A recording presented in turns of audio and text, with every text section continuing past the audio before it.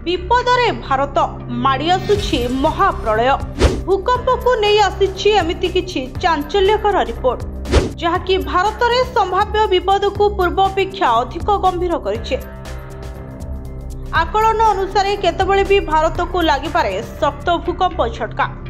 200 वर्ष धरी बड़ धरणर झटका दोहलाई दे पारे पूरा देश को। आउ एही विपद भितर अछंती आम देशर प्राय 75% जनसंख्या जहाँकि भारतर नुआ भूमिकंप नक्शारू जड़ा पड़ी।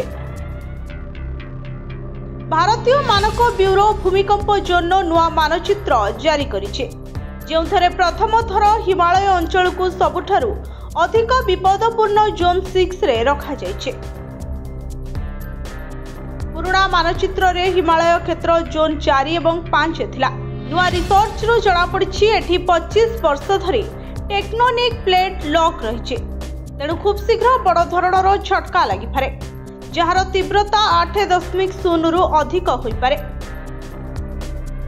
मानचित्र रे भारतर 61% अंचल मध्यरु अधिक विपदपूर्ण भूकंप जोन ने रही अर्थात देशर प्राय 75% जनसंख्या एबे विपदपूर्ण अंचल रे बास करिसथि। भूमिकंप जोनिंग मानचित्र देश को भूमिकंप विपद अनुसार विभक्त करे।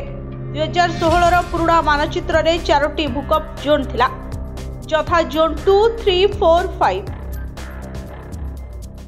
हेले 2025 मानचित्र रे जोन 6 नाम रे नुआ भूकंप जोन अपडेट होइछे। पूरा हिमालय अंचल जम्मू काश्मीर रु अरुणाचल प्रदेश पर्यंत जहां पूर्वरु 4 और 5 थिला ताहा एबे सबुठारो विपदपूर्ण जोन 6 रे रखा जाइछे। जोन 5 को सबुठु विपदपूर्ण भूकंप अंचल कहा जाए। जोन 4 रे मध्यम धरणर भूकंप होइथाय। जोन 3 रे मृद भूकंप अनुभूत हेउथुवा बेले जोन 2 रे अपेक्षाकृत सुरक्षित अटे। नुआ नक्शा रे जोन 6 बा सबुठारो अधिक विपदपूर्ण अंचल को नहीं बढ़ुछि भय। ब्यूरो रिपोर्ट जनता टीवी।